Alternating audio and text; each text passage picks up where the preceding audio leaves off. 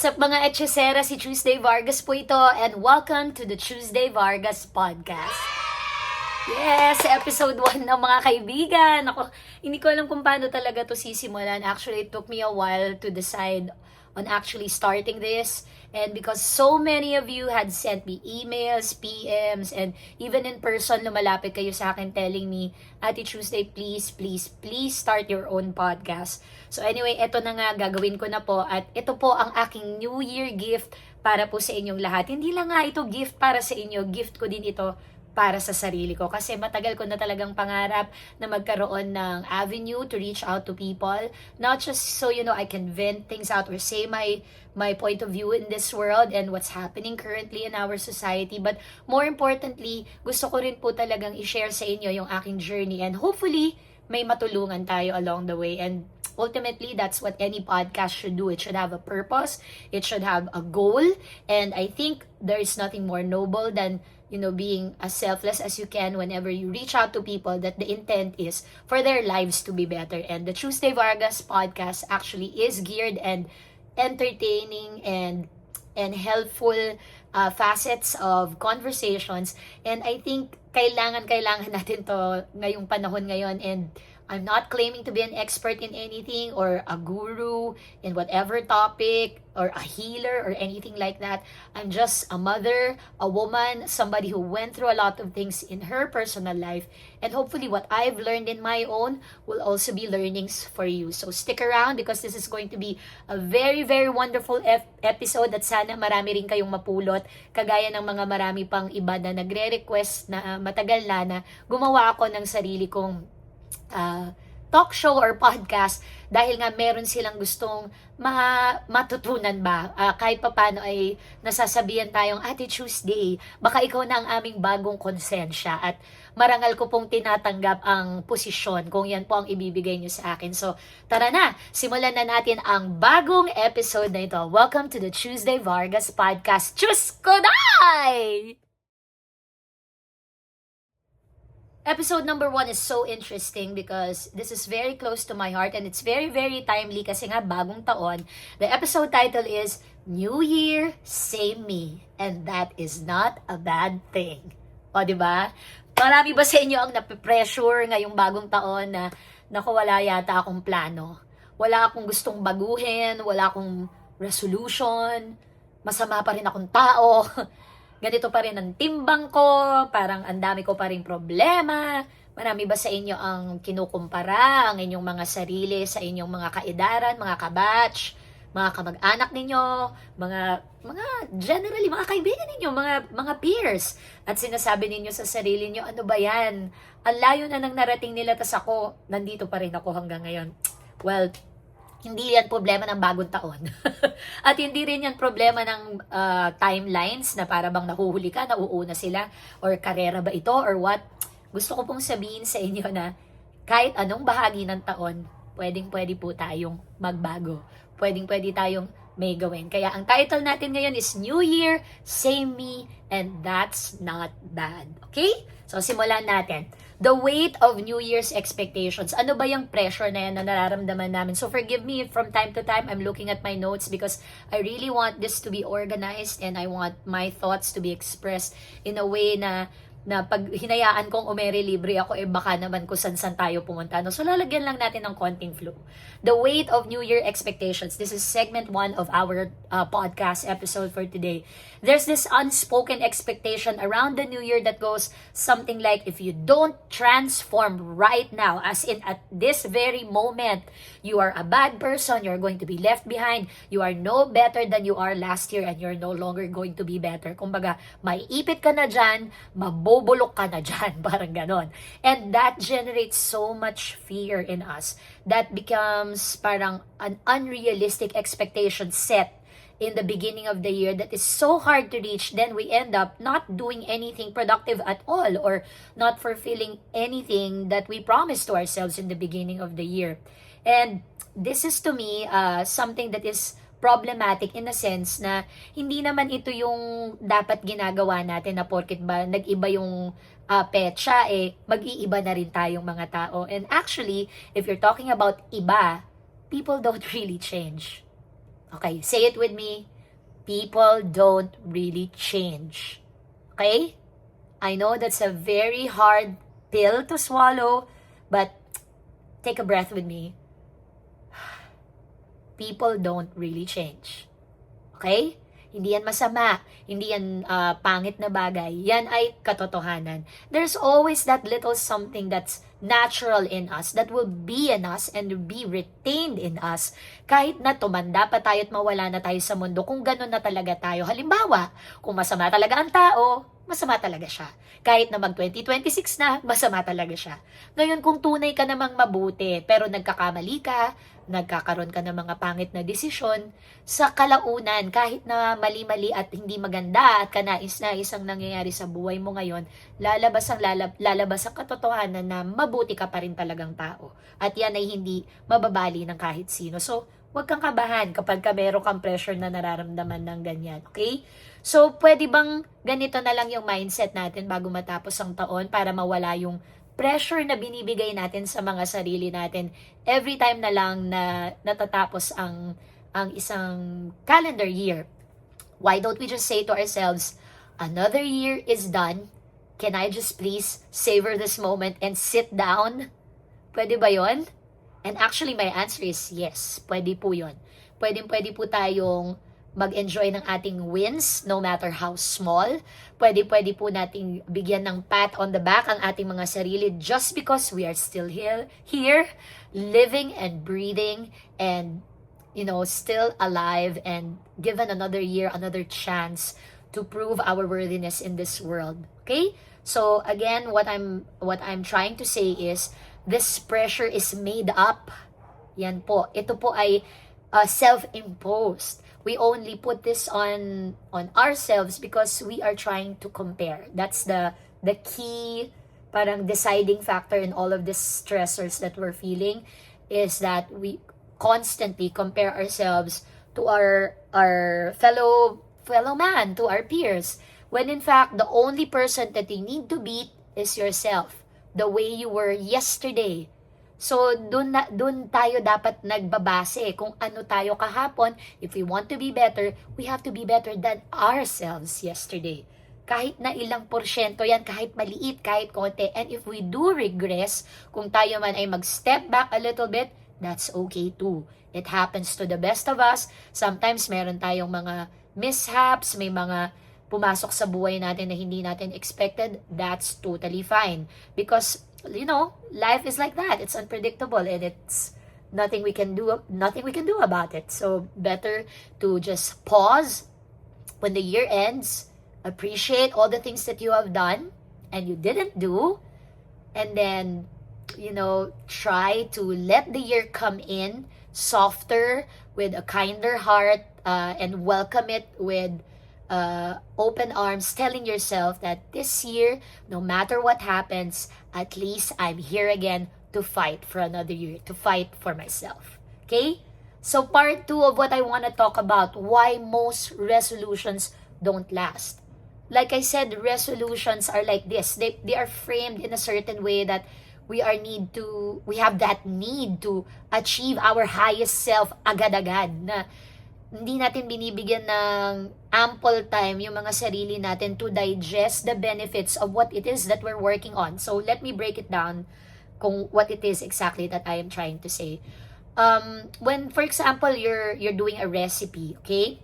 So, ang dami mong ipe-prepare, ikakat mo yung meat, yung vegetables, tapos yung aromatics mo, magigisa ka, titimplahan mo, and all of that. Sometimes it takes an hour or 2, and then pagkatapos mong lutuin, titikim ka lang, tapos ayos ka na. Sometimes sinasabi nila na, kasi tumitikim na ako habang nagluluto ako, kaya nabubusog na ako.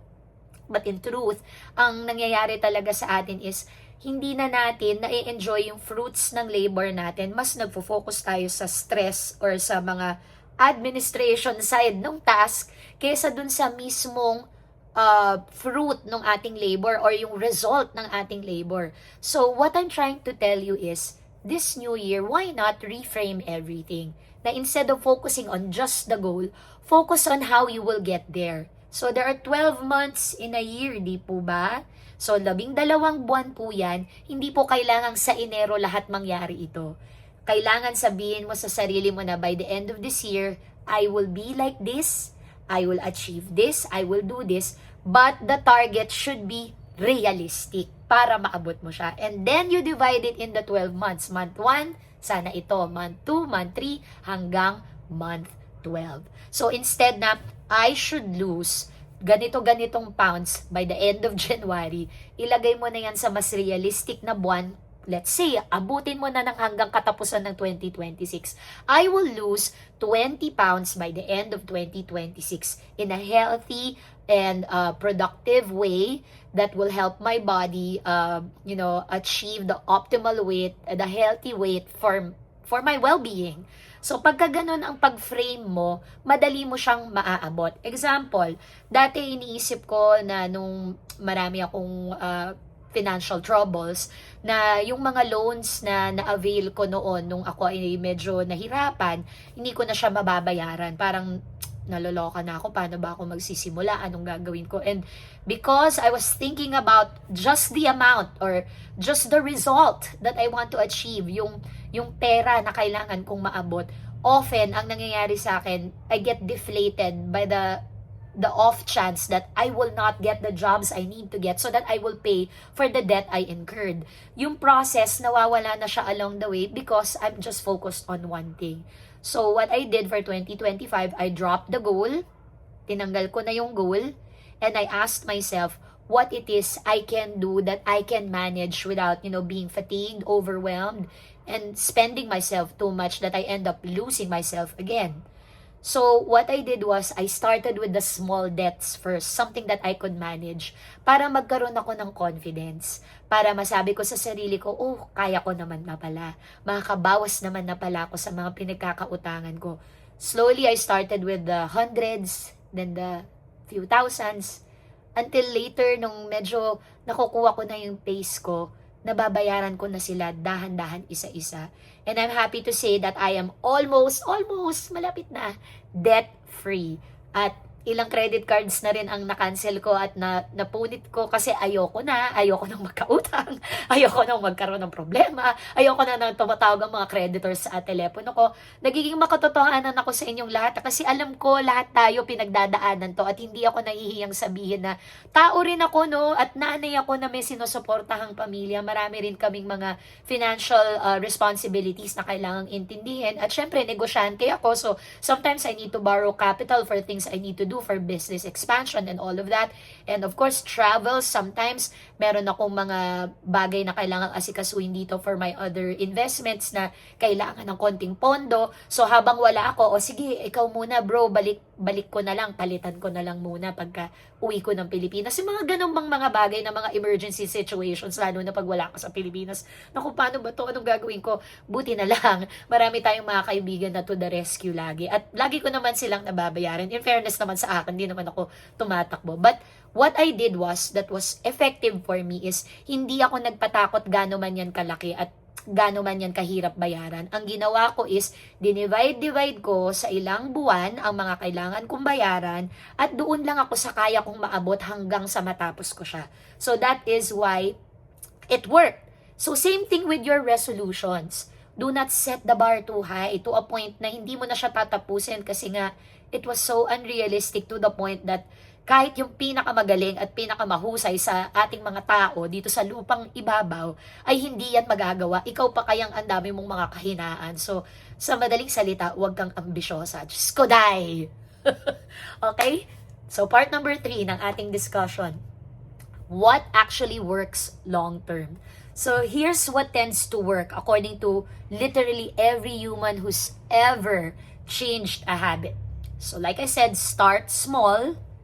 Tie habits to your real life, not your fantasy life, and expect setbacks and don't quit because of them. Okay? So I think I discussed start small already. So let me discuss the habits to your real life and not your fantasy life. So, dapat meron kang clear grasp kung sino ka ba talaga ngayong bagong taon. Ayan yung mga nakakalimutan natin bilang mga tao, no, na puro tayo namumuhay sa buhay pantasya. Yung parang main character tayo parati sa isang pelikula. Sorry. Nalaglag yung aking water bottle. parang main character tayo, as I was saying, sa isang pelikula. Pero hindi tayo pwedeng mamuhay ng ganon. Hindi tayo pwedeng nasa wishful thinking always. Dapat nandun tayo sa kung ano lamang ang makatotohanan. Ano lamang yung kaya nating maabot. Example, ako ba pwede akong mangarap ngayon na magiging astrophysicist ako like in 3 months?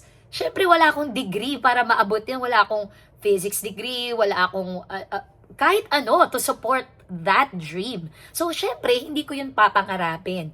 Ano ngayon yung mas realistic na pangarap na pwede kong isipin para sa sarili ko?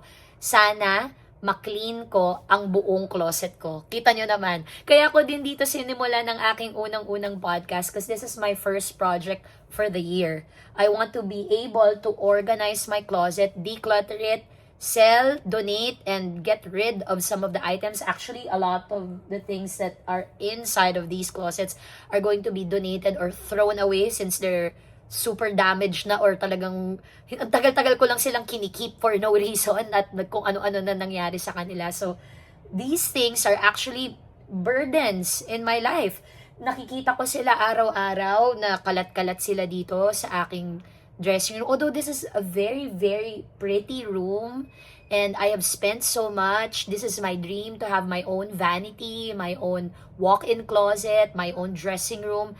But you know, I just put stuff in here. I constantly buy. Yan pa, I constantly buy. The need for consumerism is so ingrained in me na hirap akong alisin.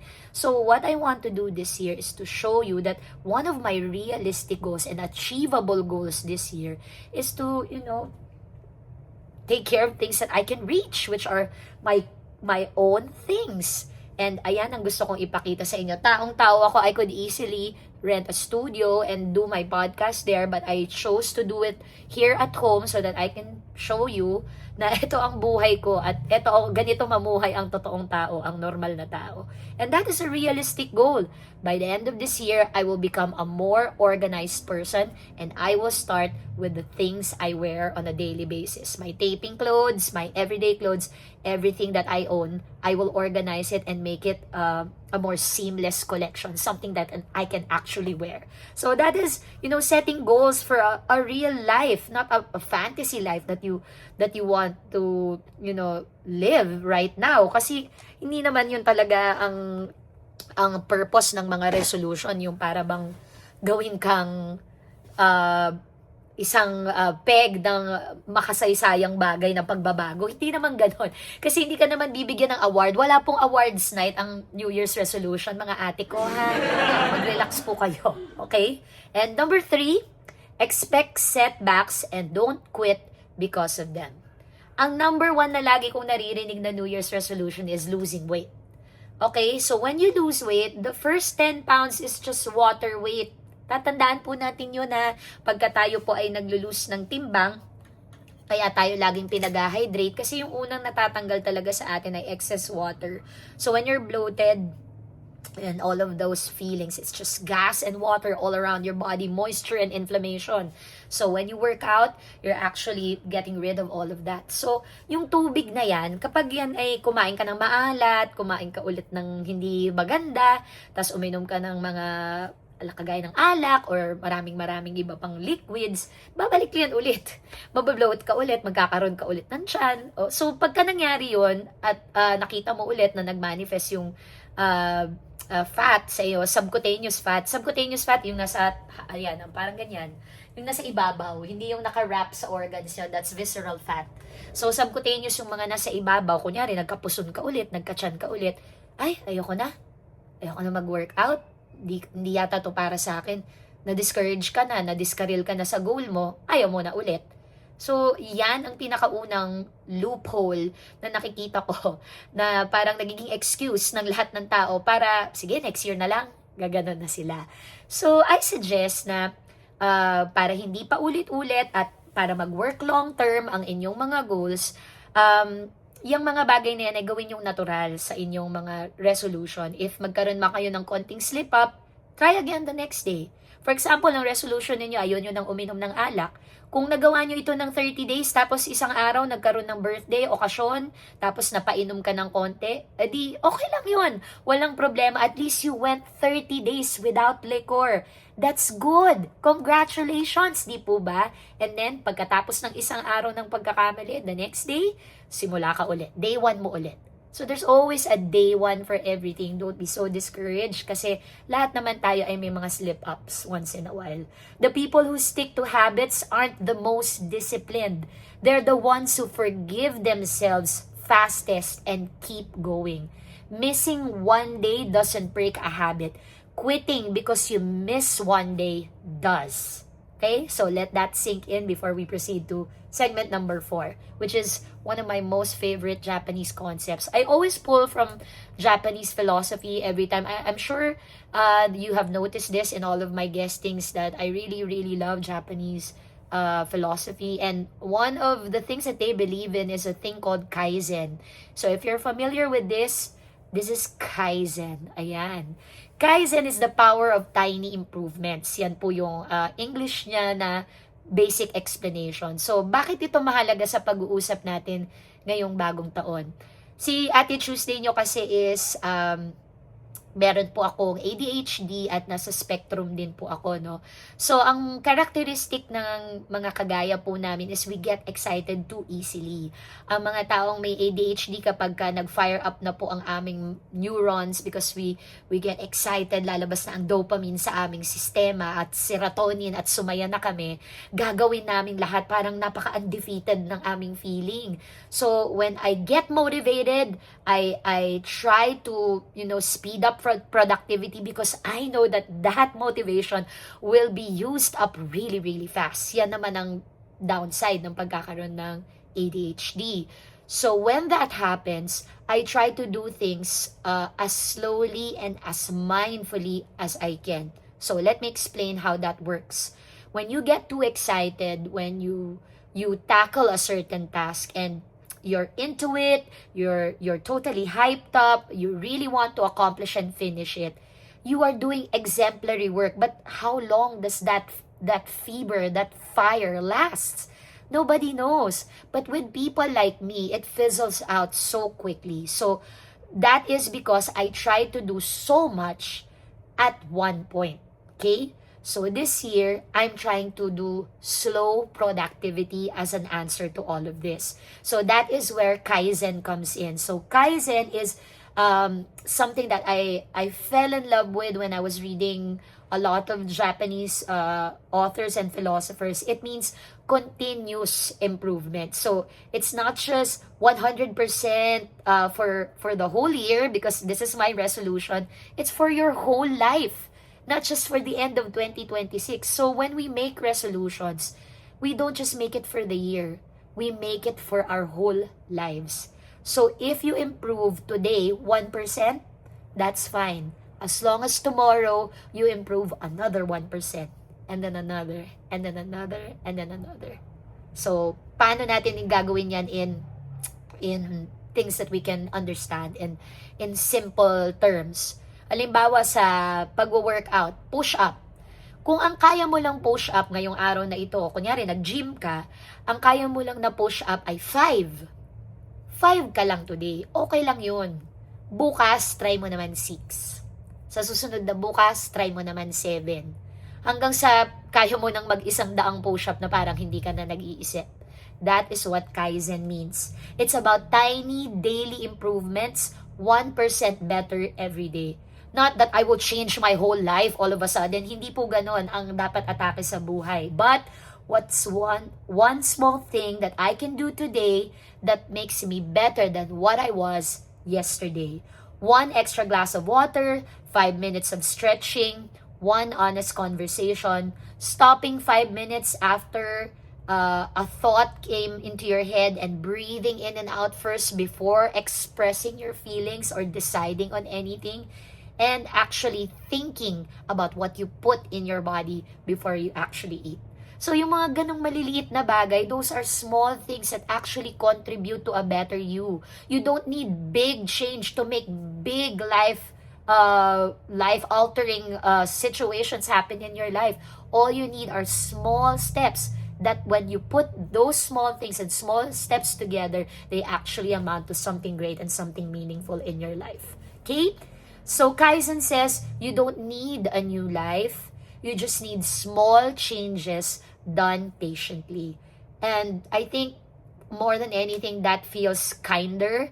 Don't you think so? Ngayong bagong taon, para sa ating lahat, kailangan mas maging kinder tayo sa mga sarili natin. Let's stop pressuring ourselves na magbibigay tayo ng mga ganitong unrealistic expectations na hindi naman natin maabot-abot. So, dun lang tayo sa makakaya natin. Hindi po yun pag-admit ng pagkatalo or pagsabi sa sarili natin na, ay, hanggang dito lang pala yung kaya kong gawin. Hindi. Actually, you are showing up for yourself. You are actually thinking of ways to help yourself and become more effective in becoming better rather than becoming better instantly. Okay? I hope you get that. And segment number 5, reframing the new year. So maybe the new year doesn't need to be about pressure or reinvention. Maybe it's about alignment. It's always my favorite word, alignment. It's alignment about asking, what do I actually need right now? What's sustainable for me? And what kind of life am I building, not rushing towards? Growth doesn't have to be loud, people.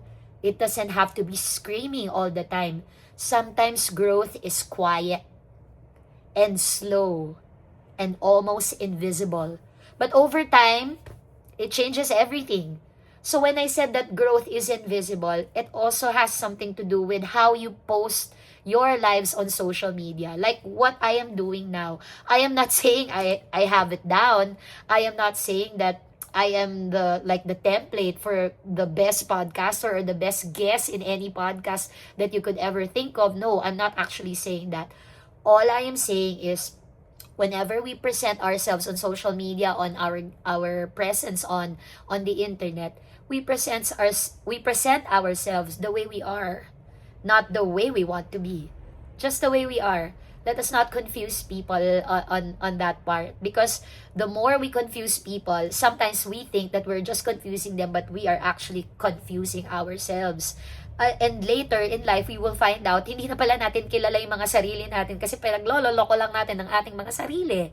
Hindi po ba? So, bakit hindi natin subukan maging mas makatotohanan this year? Tama ba ako, mga kapatid? Isipin yung mabuti, paano ba akong mas maging makatotohanan sa aking sarili? Siguro, mas kailangan kong tanggapin din yung aking sarili. Hindi po ba? That's the only thing that will save us from being hypocrites and being liars to our own selves. Kailangan, sa social media pa lang, mereseng meron nung sumalungat sa atin o mambash.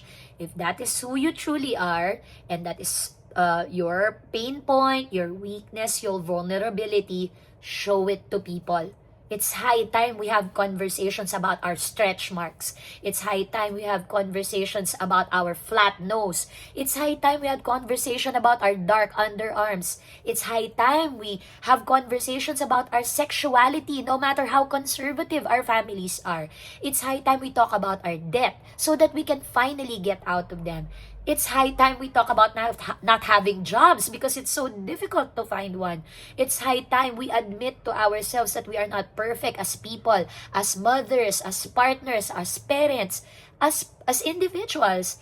And when the time comes that we are finally honest with ourselves, then the new year will finally begin. That is when the year will become lighter and you will attack and approach things with a perspective that is softer and kinder because you are, for the first time in so many years, honest to yourself. Okay? A softer resolution is what I call for this year. This will end my opening vlog and podcast for everybody. And thank you so much for joining me. I hope hindi kayo masyadong na-bore sa pagsasalita ni Ate Tuesday. I would like to end this by, a call to action by asking everybody to send me a message or an email. If you know my email address, go. If you know the email address of my company, go. But you can always send me a PM on all of my social media platforms. If you want topics to be discussed in my podcast, I would gladly explore that topic for you. But If you also have a problem that you think I might be able to help you with, or kahit pa paano makarinig kayo ng perspective ng ibang tao, ng Ate Tuesday ninyo, then please feel free to do so. Write me a letter and I will do my best to read through all of them and give you my 2 cents on the matter. So a softer resolution for 2026 would be my advice for everybody. So once you're allowed to be kinder and gentler towards yourself and be patient with yourself, improve gently. Try again without shame. You're not late. You're not behind. You're just human. You are learning as you go. Okay? Here's to small steps. Here's to progress that sometimes you don't need to post. Here's to another year of becoming slowly, imperfectly, and honestly you. So again, Happy New Year, guys, and thank you so much. This is a short introductory podcast to the many podcasts that we will share together.